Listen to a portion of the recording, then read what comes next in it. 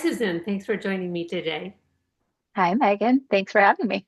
So we're talking about the issue of control, where we have control, where we don't have control. And you were talking about, why don't you start us off? You were talking about feeling maybe very out of control recently in a situation. As you know, I had jury duty, and I can't help but, walk into jury duty both as a human, but also as someone who's fascinated by human behavior to watch myself and everyone else in this kind of almost state of distress, right? Because that illusion of control is broken by the system that we walk into where the external factors are all in control. And we are there to follow the system. And it really got me thinking more about how that really challenges us and how the illusion of control really is such an illusion that we get so caught up, um, whether it's as humans or by what we see on social media, or sort of even this idea of we have to be in control, and where it just trips us up over and over, that seeking and that overestimation almost of how much control we have or agency we have, to put it differently. Um, so that's what kind of brought me and you talking about this today. Yeah. I mean, even as you're talking, I'm realizing there's such a paradox here. I mean, I'm imagining, yes, you being at jury duty, and I'm imagining myself in that situation, which I haven't been in a while, and you being uncomfortable. And then I'm thinking, all right, when I'm clear that I have no choice, the only thing to do is surrender. So then I just get more relaxed. It's like that becomes very clear. But when you're not able to do that, that's a very, like, I can also relate to being in a situation where I don't have control and I'm just resisting. So it's actually the resistance itself is what I'm feeling so comfortable. So that brings me to the idea of, what can I control? I can i can not resist, right? Right, right. It brings us to that we know is true, right? Okay, I can't control this system that's at play here, jury duty, again, if we stick with that example, but I can um, control and think about my reactions. I can take some deep breaths. I can think about how I might be thinking about this and what I might be telling myself here.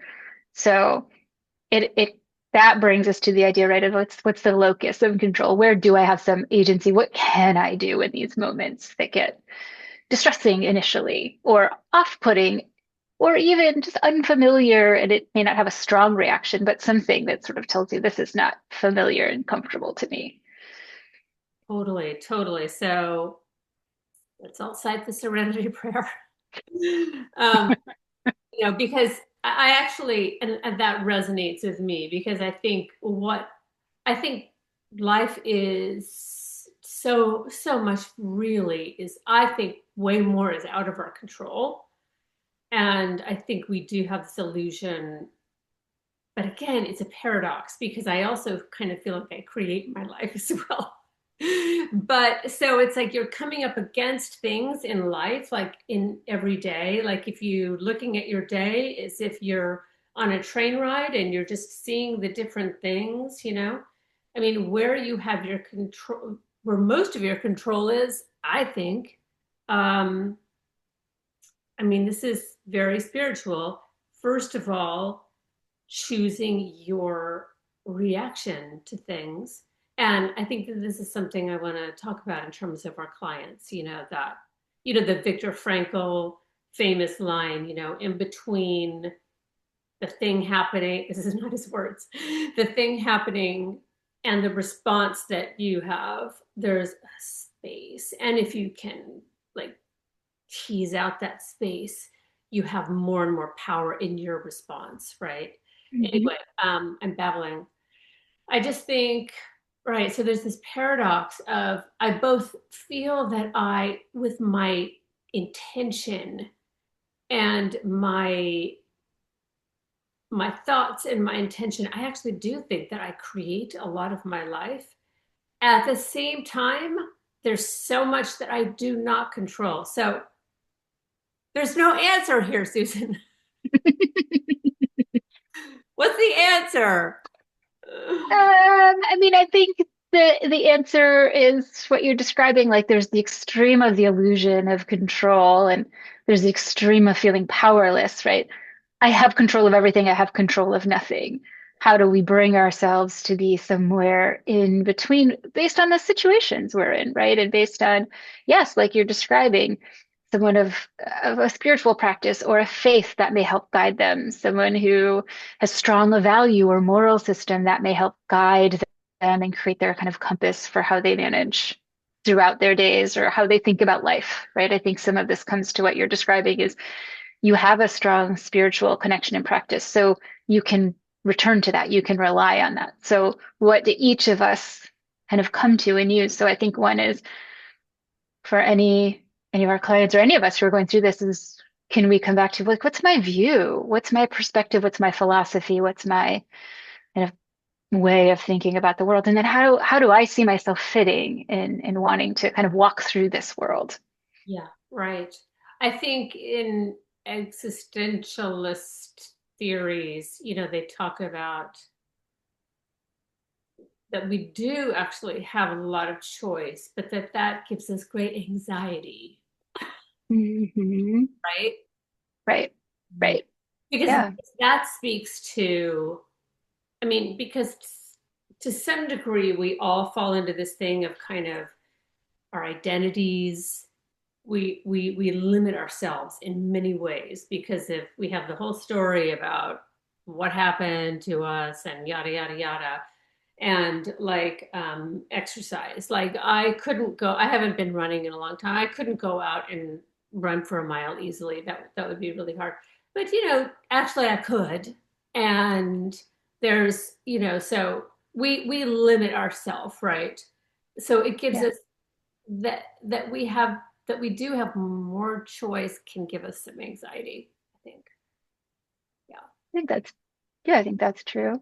It makes me think about how one one maybe kind of a positive effect of living kind of or having a moment of an illusion of control, like where we feel our influence might be beyond what it actually is that can be motivating. It can help us in hard moments. So it's not as if it's totally wrong. It's just recognizing when we're doing it and how it's affecting us, right?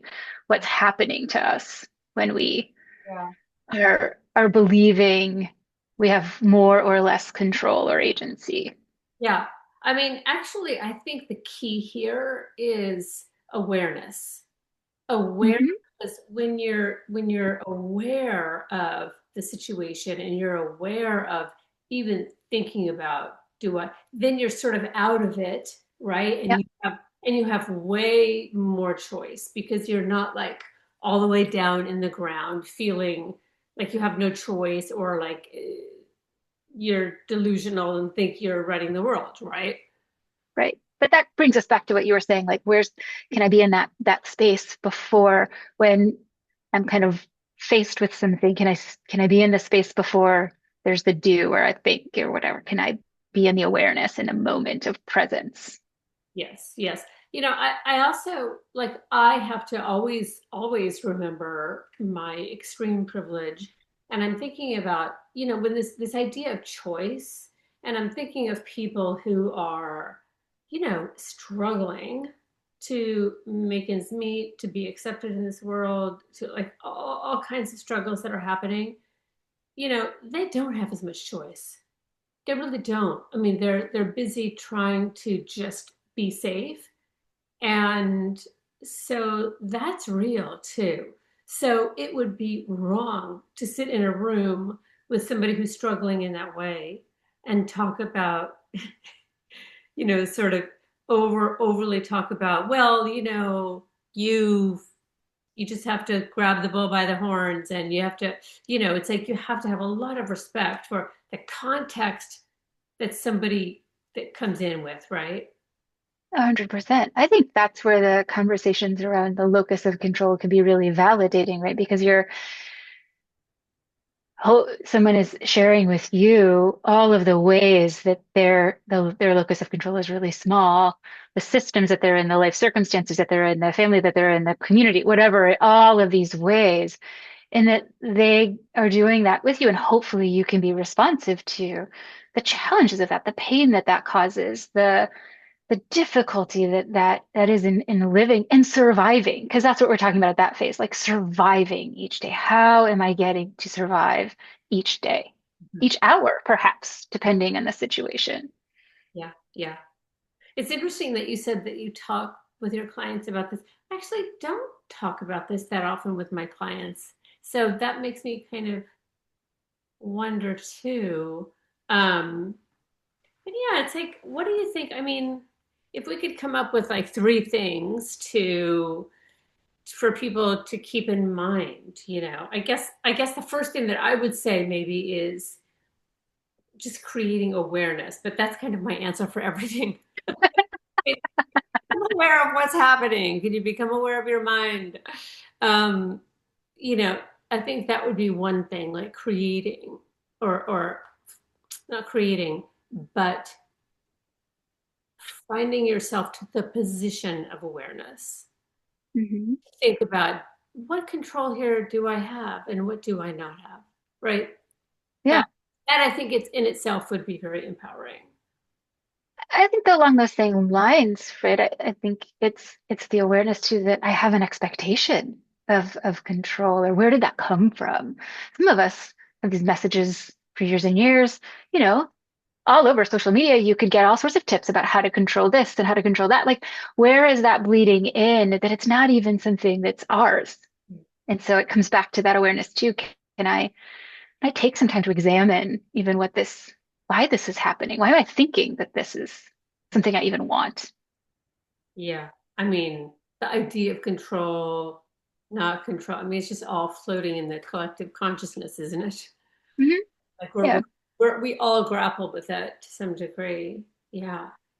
So I think that's another maybe point, is the recognition of we all grapple with this. And how much are we though talking about it with each other? How much am I bringing it into the room in therapy? How much am I noticing the connections, between myself and others, or how I think about this? I end up, speaking with folks too often about where do our values come into this? And like you're talking about, where is this a spiritual practice that helps me? Like, what can help me in these moments where I feel so out of control? Yes, yes, exactly.